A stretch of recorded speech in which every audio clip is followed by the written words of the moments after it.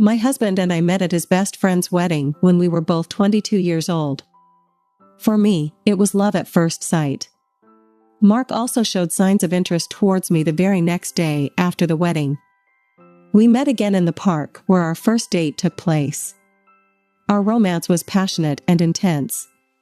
Mark completely fulfilled me as a man and even more. He became the prince I had been waiting for deep down in my soul. He was intelligent, kind, handsome, caring, strong, and fair.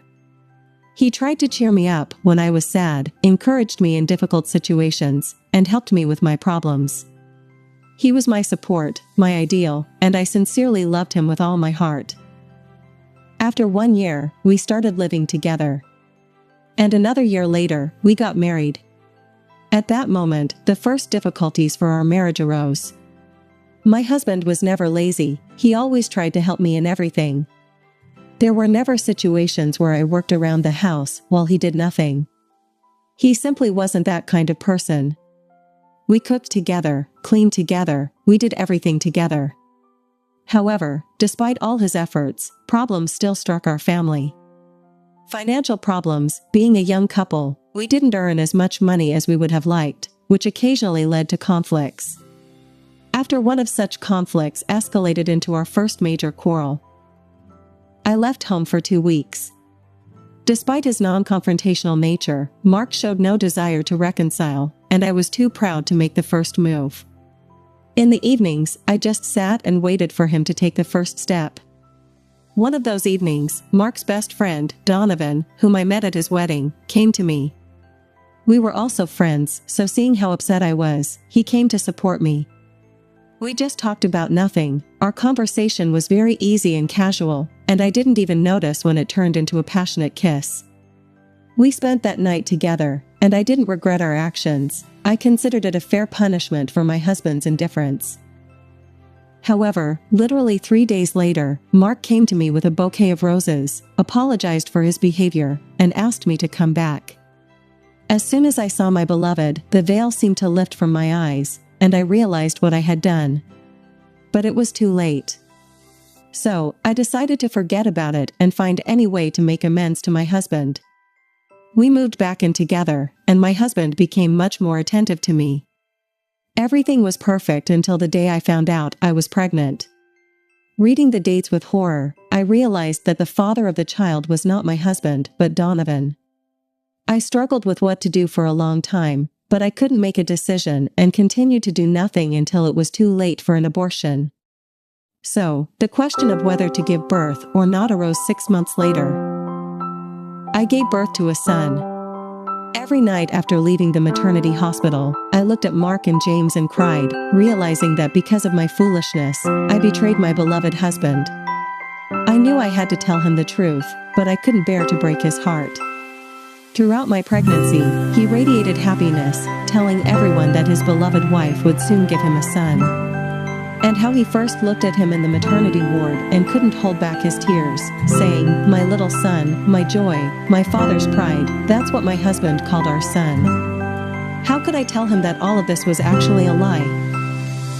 In the end, I decided to tell him the truth, but only when James grew up a little, but that never happened. I kept lying. 14 years passed, and everything in our family was wonderful, and I had long forgotten about this deception, because a father is not the one who gives birth, but the one who raises. But as they say, all secrets eventually come to light. The truth was revealed entirely by accident when, during a move, my husband found and read my letters written to his best friend but never sent by me.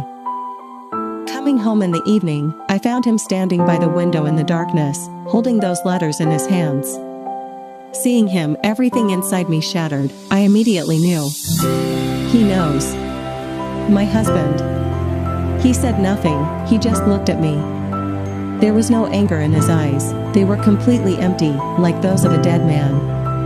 I burst into tears, begged for forgiveness, tried to explain everything, but he said nothing in response. I understood what I had done and was ready to accept any punishment, but Mark, he just stepped away from the window, sat on the couch, and cried. Seeing this, I completely lost it. I couldn't stop crying. and he continued to silently stare into nothingness, tears streaming down his face. Then he stood up, said nothing, and left the apartment. And I just kept crying, realizing that I had shattered his entire life. My husband and I are 38 years old. James is our only child. We wanted to have another one, but it didn't work out because of my health problems. My beloved spent his whole life caring for his best friend's child. He was the meaning of life for him, his pride. And now he knows it's all a lie. That night, I only thought about what I had done. I wanted to die. Only because of our son did I not take my own life. The next morning, my husband came home, said nothing to me, gathered his things, and left, despite my attempts to stop him. It's been 2 months since that moment, but I still seek meetings with my beloved and try to beg for his forgiveness. Maybe I'm foolish, but I believe I still have a chance, because Mark still hasn't filed for divorce and continues to communicate with our son daily. Donovan accidentally found out about his paternity only a year after the birth. I thought this news wouldn't affect him, but to my greatest surprise, paternal feelings awakened in him. He offered me to leave my family and be with him, since I had given birth to his child, and he and his wife didn't have children and didn't need them in the near future. Naturally, I refused him because I have always loved only Mark, and I felt nothing but friendly sympathy for James's biological father, just as he felt for me. I didn't want him to ruin his family because of this mistake, and certainly couldn't allow him to ruin mine. In those letters, I begged him not to interfere in our lives, and to leave everything as it was. I told him how much I loved my husband, my son, how I cherished our family. However, the need to send them never arose. Donovan, after my constant requests to leave us alone, realized that a marriage out of impulse and without love would lead to nothing good. Instead, he started sending me money as unofficial child support, but I refused even that. In the end, Donovan left my life, although he continued to be friends with Mark all these 14 years, until that very evening when the truth came out in the letters. I don't know why I kept those letters. Perhaps it was because of my foolish sentimentality, and ultimately, it cost me the most precious thing in my life, my family. My husband has always been a wonderful person, but after our first major argument, I behaved like a fool and out of spite towards him, I left home. Not to go to my husband's friend, but to my brother's, where I spent those 2 weeks with Donovan. We always had a good friendship. After the argument with Mark, we often talked on the phone. He tried to reassure me, urging me to return home to my husband, but I was waiting for Mark himself to say it. He's his friend, after all. But he continued to remain silent. One evening when my brother wasn't home, Donovan called and suggested coming over, saying that such things happen in many families at first, and I just needed to distract myself. I agreed without hesitation. He came over, and, well, you understand the rest. Today, my son is returning home after spending the weekend with his father. He told me over the phone that they talked to his father about the future of our family. I've been on edge all day, wondering what Mark said to our son. He wouldn't lie to our son if he was willing to come back home under certain circumstances. I think he might have told James about it. Besides that incident, I've never cheated on my husband. It was my only mistake in 16 years. My son doesn't know who his real father is, and I hope he never finds out. He loves Mark very much, trusts him, and is proud to have such a father. His relationship with his father is even better than with me. If he were to find out the truth now, it would break his heart. In general, a lot has changed over this week. Last weekend, my son talked to Mark, but Mark didn't say anything concrete about the future of our family. However, the possibility of reuniting with him was not denied. On Tuesday, I decided to finally have a normal conversation with my husband, so I invited him to a restaurant for a date, just like in the old days. Surprisingly, Mark agreed, almost immediately. This gave me confidence that the outcome could be positive. We didn't stay long at the restaurant and decided to take a walk in the park. The walk lasted for more than 4 hours, during which time we reminisced about our past, how much we loved each other, and how good we were together. Then we smoothly transitioned to discussing our future. I asked my husband to come back to the family, but he didn't respond, although it was clear that he also wanted it. That night, I intentionally sent our son to stay overnight at a friend's house, so the apartment was empty, and my beloved knew about it. We spent that night together, just like in the old times. In the morning, we didn't have much time to talk. My husband and I were in a hurry to work. In the evening, when my son and I were having dinner, unexpectedly, Mark came. He came with his belongings. Words cannot describe how happy James and I were at that moment. Our son even jumped into his father's arms out of joy. Could it be that he really forgave me? Most of all, I'm afraid that after living with me for a while, he'll realize that he doesn't want this family anymore. But I love him so much. I know I betrayed him, and I'm ready to do anything to make up for my guilt. My husband didn't bring up the topic of fatherhood after his return. And although he doesn't pretend that nothing happened, he doesn't show any aggression or negativity towards me. And most importantly for me, his relationship with James hasn't changed. Although I was afraid that Mark might stop seeing James as his son, just yesterday evening, we talked about our son's future. We said that in 4 more years, our boy would be an adult and would probably leave home, too proud and independent.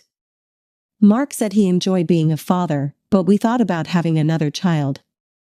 I'm planning to make an appointment with a doctor soon, and I naturally told my husband about it. When he heard it, a happy smile appeared on his face. It was evident that he genuinely rejoiced at the news. In general, it was decided for me to become a mother again. It's been over a month since my last message. I started treatment. My beloved supported me morally and no longer dwelled on the past, if we believe the doctors. I have decent chances of conceiving, carrying, and successfully giving birth to a child after the treatment is over. Naturally, the treatment is not cheap, and it will take a lot of time. But my husband and I are ready to overcome any difficulties for our happiness.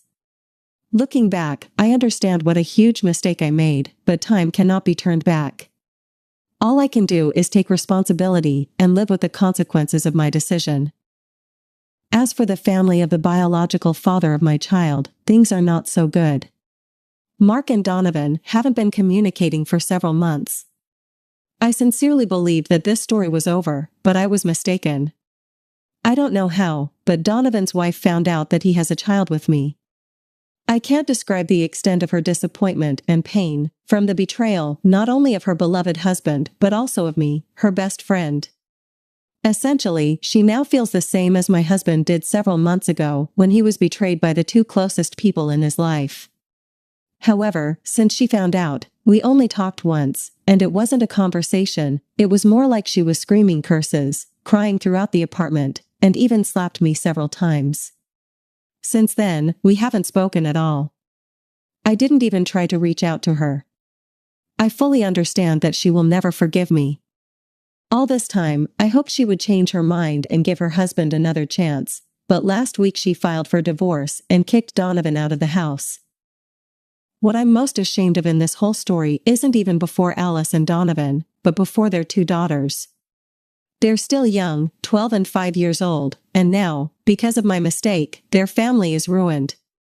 6 people suffered because of me, my beloved husband, who devoted his entire life to his family, my son, who will never know that his beloved father, whom he idolizes, isn't his biological one, my best friend, who lost her marriage because of me and is now alone with 2 children, her 2 little daughters, who lost their beloved father, and Donovan himself. Naturally, he lost the most in this story, a friend he was inseparable from for over 15 years, a wife who now doesn't want to see him, daughters whom Alice doesn't even allow to talk to their dad and convinces them that he's a traitor, his apartment, which he worked for half his life for, and which his ex-wife will now take away. All this suffering, all this pain, is my fault. I don't even know if I have the right to have children. Why did my beloved forgive me? Why didn't he turn away from me? I started treatment so that we could have our own child, but to no avail in the end. We decided that there was no point in it. Nothing would come of it anyway, and these procedures aren't cheap. My husband reacted normally, as it initially seemed to me. Only later did I realize how much pain it caused him. But the worst happened at the end of the summer. It was exactly what I feared. Our son found out the truth. I'll never forget that day. I want to forget, but I can't. I sincerely believed that I could protect my child from the consequences of my sin. I hoped, I prayed, but in vain. When James found out the truth, something broke inside him. In just a few days, he turned from a sweet, kind boy into someone unrecognizable, a person ruthless towards us, his family. For almost 4 months now, we've been living in hell. Our son started drinking alcohol, smoking weed, staying out all night, and we don't know where he disappears to. He's made some terrible friends, and just seeing them gives me chills, shady girls with a reputation that's known throughout the neighborhood. We've practically become regulars at the police station, but they haven't done anything substantial. Deal with your domestic issues yourselves, they say. We're left with nothing to do but search for our runaway child. What we heard there about Mark and our son. Our son even hates Mark now, although he used to stick to him like glue. The things he said to his father. I understand he's just a child suffering because of my sins, but my husband didn't deserve this. He's been through so much since the truth came out. And James? Then we decided not to have our own child. And now, on top of all this, Mark's having heart problems. A month ago, he was taken to the hospital with a seizure. They thought it was a heart attack. Thank God it wasn't, but now he's on medication. Possibly, he'll need surgery in the future. The doctors told him to avoid stress, but our son seizes every opportunity to upset him. I try to restrain him as best I can, but I can do very little. In my husband's eyes, I see his pain, his resentment. He just lies in bed for days and doesn't speak. I've told him that depression could harm his heart, but he doesn't listen. He's only 39, but he looks like he's aged 50 years. He's covered in wrinkles, huge bags under his eyes. I'm living in a hell of my own making. Every day, I curse myself for my mistake, my betrayal, and I pray to God to bring peace and tranquility to our family. But I don't believe in it anymore. Not in God, not in a happy ending for us. Only now, I realize how foolish it was to hope that such a crime would go unpunished for me. Just one betrayal destroyed the lives of 6 people, and it's on my conscience. Donovan's situation is even worse. He and Alice got divorced. She took everything from him, kicked him out onto the streets, and she went wild. She's out clubbing, drinking, changing lovers every week. She never recovered from her husband's betrayal and mine, her best friend, practically a sister. I tried to talk to her several times, but she'd fly into a hysterical rage, cursing, swearing, ready to fight. She was always a morally weak person, and I broke her. Their daughters live with her in a 1-bedroom apartment, just to avoid seeing mom's suitors. As for Donovan, I haven't heard anything for 6 months since their divorce, nothing at all. And then came December 31st, happiness, joy, celebration, but not for me. My husband went to his parents in another city, where James is, I have no idea. He doesn't answer the phone, and I have no friends left. People started avoiding our family when everything came out, as if we were lepers. I sit at the table with a bottle and cry, not tears of joy, just loneliness. Oh, how we celebrated last New Year's Eve. Ah, that was winter, real winter. What's the point of living? Will I find happiness in the new year? You don't have to answer. I know it myself. I'm sorry if I'm ruining your mood. I just wanted to talk to someone, to cleanse my soul. Happy New Year to you all. Happiness to you and your family. As we conclude our journey into the world of human relationships, please remember to subscribe, like, and share our content.